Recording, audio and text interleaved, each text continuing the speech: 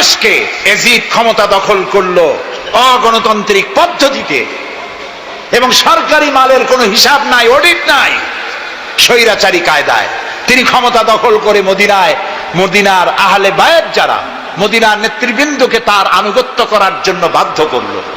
ইমাম হোসাইন যে মায়ের পেটে এসেছেন, যে পিতার পেটে জন্মে এসেছেন, যে নানার কোলে বড় হয়েছেন, তিনি কি এই দৃশ্য চোখে দেখতে পারেন? তিনি বললেন আমি কুফায় যাব। কুফার লোকেরা দাওয়াত দিল, তিনি কুফায় রওনা করবেন। মদিনার লোকেরা হাতে পায়ে ধরলো, কুফায় আপনি যাবেন না। তিনি বললেন আমি কোন ক্রমে এজিদের বশ্যতা স্বীকার করব না, আমি এর বিরোধিতা করবই। মাত্র 72 জন লোক নিয়ে তিনি কুফার দিকে অগ্রসর হলেন। এই 72 জনের মধ্যে 40 জন পুরুষ আর 32 জন নারী আর শিশু। তিনি যখন কারবালা প্রান্তরে পৌঁছে গেছেন, ইবনে জিয়াদ কুফার গভর্নর, তিনি বাধা দিলেন, বললেন আমার দরবারে হোসাইনকে হাজির করো। ইমাম হোসাইন বললেন যে ব্যক্তি আল্লাহর আখিরাতকে অস্বীকার করেছে, রাসূলকে অস্বীকার করেছে, আমি তার সামনে জীবন থাকতে যাব না। রাতারাতি ইয়াজিদ 6000 সৈন্য পাঠিয়ে দিল। ইমাম হোসাইনের সাথে লোক কত? মাত্র 72। 6000 লোক কি যুদ্ধ করা লাগে 72-এর সাথে? শুধু যদি মার্চ করে পায়ের তলায় পিছে 72 জন শেষ হয়ে যাবে। হযরত ইমাম হোসাইন রাতের বেলায় সঙ্গীদের বললেন, ও আমার সাথীরা, ইয়াজিদ আমার শির চায়, আমাকে চায়, আমার সঙ্গে থেকে তোমরা তোমাদের জীবনকে বিপন্ন করো না, তোমরা সবাই ফিরে চলে যাও মদিনায়। সাথীরা বললেন, ইমাম আজকে যদি আপনাকে ছেড়ে জীবনের মায়া নিয়ে মদিনায় ফিরে যাই, আর আপনার যদি শাহাদাত নসিব হয়, তাহলে কিয়ামতের দিন আল্লাহর নবীর সামনে আমরা কি জবাব দেব? আমরা আমাদের জীবন দিয়ে আপনাকে পাহারা দেব। সকালবেলা যুদ্ধ শুরু হয়ে গেল। জোহরের নামাজ আসতে না আসতে 40 জন পুরুষ শাহাদাত বরণ করলেন। এখন একজন পুরুষ বেঁচে আছেন, ইমাম হুসাইন। তাঁবুর ভিতরে স্ত্রী এবং অন্যান্য মহিলাদের কাছ থেকে বিদায় নিতে এসেছেন। তোমাদেরকে আল্লাহর হাওয়ালা করলাম, আমি যুদ্ধে চলে যাচ্ছি। আমার চোখের সামনে আমার নানাজির দামদার মোবারক শহীদ হওয়া ইসলাম, সাহাবীদের রক্ত দেওয়া, জীবন দেওয়া ইসলাম, খেলাফত মিটে যাবে পৃথিবী থেকে, রাজতন্ত্র প্রতিষ্ঠা হবে, আমার জীবন থাকতে আমি তা হতে দেব না। স্ত্রী এগিয়ে এলেন, বললেন, হুসাইন জিহাদের ময়দানে থেকে আমি আপনাকে বিরত থাকতে বলবো না, তবে একটি দাবি আছে। এই যে ছোট্ট দুগ্ধপোষ্য শিশু, গত কয়েকদিন হলো ঘরে খাবার নাই, পানি নাই, আমার বুকে দুধও নাই, এই ছোট্ট বাচ্চাটিকে একটু পানির ব্যবস্থা করুন। ইমাম হুসাইন কলিজার টুকরা সন্তানকে 2 হাতে উঁচু করে এজিদি সৈন্যদের সামনে এসেছেন। এজিদি সৈন্যরা, আমার হাতের দিকে তাকাও, এটি রাসূলের আওলাদ, আমার কলিজার টুকরা সন্তান। ফোরাতের অফুরন্ত পানি প্রবাহিত হচ্ছে, একটু ফোরাতের কুলটা ছেড়ে দাও, ওর একটু পানি পান করায়। আমার সাথে তোমাদের শত্রুতা থাকতে পারে, এই নিষ্পাপ বাচ্চার সাথে তো কোনো শত্রুতা থাকার কথা নয়।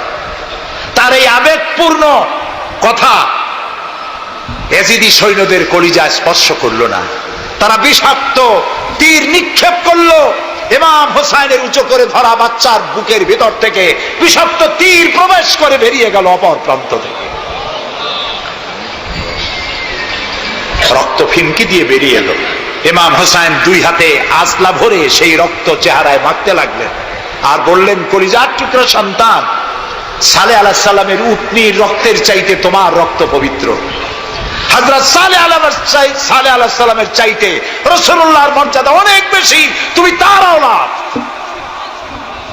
বাচ্চাকে কোলে করে নিয়ে স্ত্রীর কাছে গিয়ে বললেন, স্ত্রী এই নাও তোমার বাচ্চা, ঠান্ডা হয়ে গেছে, এমন পানি পান করেছে কিয়ামত পর্যন্ত পানি পানি বলে তোমারে আর বিরক্ত করবে না। ইমাম হোসাইন লড়াই করলেন ময়দানে,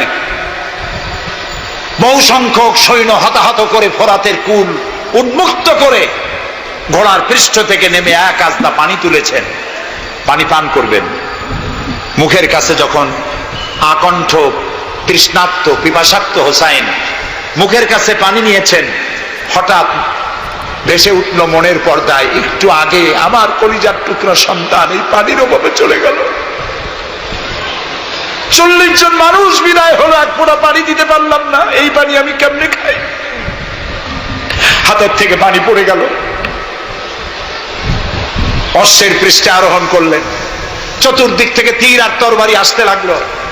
ইমাম হোসেন বললেন, থামো, একটু থামো, তোমরা কাকে তীরবিদ্ধ করছো? আমি কি তোমাদের রসুল মুহাম্মদ সাল্লাল্লাহু আলাইহি সাল্লামের নাতি নই? আমি কি তোমাদের রসুলের কলিজার টুকরা মা ফাতেমার নয়নের মণি নই? কেমন করে আমার গায়ে তোমরা তীর মারো?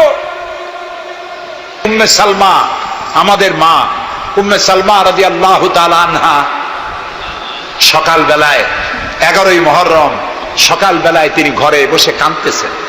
কয়েকজন প্রতিবেশী মহিলা এসে বলছেন, মা আপনি কাঁদেন কেন? তিনি বলছেন, আজকে রাত্রে আমি স্বপ্নে দেখেছি রাসূলুল্লাহ আমার বাড়ি এসেছেন। আমি দেখতে পেলাম আল্লাহ রসুলের চোখ দিয়ে পানি পড়ছে, দাড়ি মোবারক ধুলা মাখা, বুক কাটা বলি।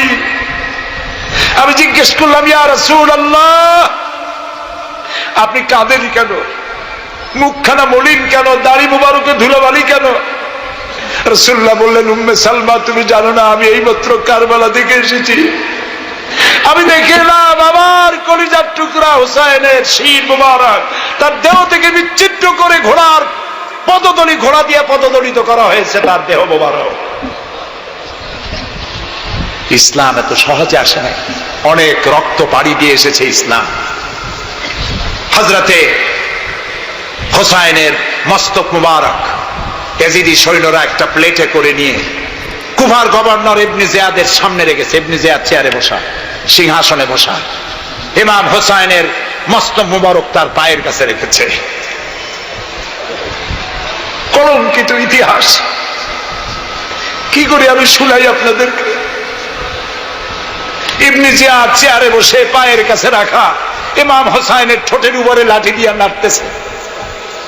হযরত যায়েদ রাদিয়াল্লাহু তাআলা আনহু 80 বছর বয়স, তিনি বলছেন, ইবনে জিয়াদ এতক্ষণ যা করেছো মুখ বুজে সহ্য করেছি, কিন্তু এখন যেটা তুমি করতেছো পায়ের কাছে কার ব্যথা?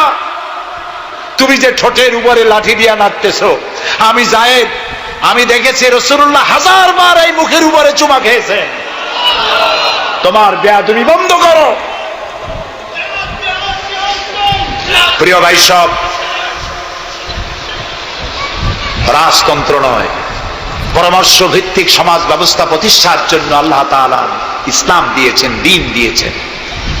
সেই জীবন ব্যবস্থা ইসলাম আজকে এই পৃথিবীতে মুসলমানদেরকে সন্ত্রাসী জাত হিসেবে চিহ্নিত করার জন্য, উগ্র জাতি হিসেবে, সহিংস জাতি হিসেবে, অগণতান্ত্রিক জাতি হিসেবে প্রমাণিত করার জন্য পাশ্চাত্য শক্তি তারা নবী করিম সাল্লাল্লাহু আলাইহি সাল্লামের ব্যঙ্গচিত্র এঁকে দুনিয়ায় ছড়িয়ে দিয়েছে।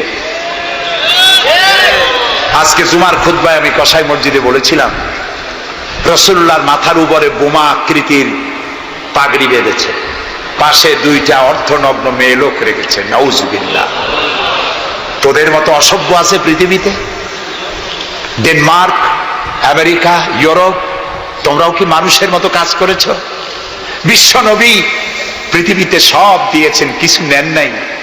তাকে অপমান করার অর্থ হচ্ছে মানব সভ্যতাকে অপমান করা। রাসূলকে অপমান করার ক্ষমতা কারো নাই। তার সম্মান পাহাড় সমান নয়, তার সম্মান আকাশ সমান নয়। রাসূলের সম্মান আল্লাহর আরশ পর্যন্ত। আল্লাহ তার আরশে আজিমে কাউকে দাওয়াত দেন নাই, বিশ্ব নবীকে দাওয়াত দিয়েছিলেন। মুসলমানদেরকে ধৈর্য ধারণ করতে হবে, আরো সংযমী হতে হবে। ইসলাম সর্বশ্রেষ্ঠ জীবন ব্যবস্থা। এই কল্যাণময় জীবন ব্যবস্থা প্রতিষ্ঠার জন্য এগিয়ে আসতে হবে মুসলমানদেরকে, সকলকে, হিন্দুদেরকেও। হিন্দু, বৌদ্ধ, খ্রিস্টানদের বলি, আমার প্রিয় ভাইয়েরা, আপনাদের মধ্যে আমাদের মধ্যে পার্থক্য খুবই কম। হিন্দুরা বলেন এক ব্রহ্মা দ্বিতীয় নাস্তি, আমরা বলি লা ইলাহা ইল্লাল্লাহ। কথা প্রায় কাছাকাছি। আপনারা পুনর্জন্মে বিশ্বাসী, আমরা পুনরুত্থানে বিশ্বাসী। এই কোরআন শুধু মুসলমানদের জন্য নয়। আপনার ইসলাম কবুল করা লাগবে না। আমি ইউরোপ, আমেরিকা, অস্ট্রেলিয়া, আফ্রিকায় যখন অমুসলিমদের মধ্যে বক্তৃতা করি তখন বলি আপনাদের মুসলমান হওয়া লাগবে না। যে ধর্মে আছে সে ধর্মে থেকেই যদি কোরআন বর্ণিত আইন যদি মানেন, আপনি শান্তি পাবেন দুনিয়ায়, শান্তি পাবেন আখিরাতে। পরকালেও শান্তি পাবেন কিনা আল্লাহ ভালো জানেন, তবে দুনিয়ার শান্তি তো পাবেনই। কোরআনের আইন সকলের জন্য প্রযোজ্য। ইসলামের ব্যাখ্যা দিচ্ছিলাম, ইন্নাদ-দীনা ইনদাল্লাহিল ইসলাম। ইসলামের চাইতে কল্যাণময় জীবন ব্যবস্থা পৃথিবীতে আর নাই। বলেন সুবহানাল্লাহ। মা বোনদেরকে বলবো, আসুন ইসলামকে জানি, ইসলামকে বুঝি, ইসলামের সাথে নিজেদেরকে সম্পৃক্ত করি। এটি শুধুমাত্র নামাজ, রোজা, হজ, যাকাতের ধর্ম নয়। নামাজ, রোজা, হজ, যাকাত সহ অর্থনীতি, সমাজনীতি, রাষ্ট্রনীতি সবকিছুর সমন্বয় একটা জীবনের স্কিম, একটি পরিকল্পনা যা দিয়েছেন আল্লাহ তাআলা। সুবহানাল্লাহ। আমাদের দেশে ইসলাম এসেছে বড় বড় আলেম আর বড় বড় আল্লাহর ওলিদের মাধ্যমে ইসলাম এসেছে। হযরত খানজাহান আলী রহমতুল্লাহ আলাইহির কবর আছে না? কোথায়? বাগেরহাটে। খালি কুমির দেখেন না, ইতিহাস দেখেন। তিনি এসে মানুষের খাবার পানি ছিল না, বড় বড় দিঘি কেটেছেন। এই ছিল তাদের কাজ। দিঘি কেটেছেন, পুকুর করেছেন, রাস্তা করেছেন, মসজিদ করেছেন। হযরত শাহজালাল রহমতুল্লাহ আলাইহি গৌর গোবিন্দের বিরুদ্ধে যুদ্ধ করা লাগে নাই, শুধু আযান দিয়েছেন আর তাদের মূর্তিগুলির কম্পন শুরু হলো। গৌর গোবিন্দ দৌড়াইয়া পলাইয়াও কুল পায় নাই, বিনা যুদ্ধেই দখল হয়ে গেছে সিলেট। সুবহানাল্লাহ।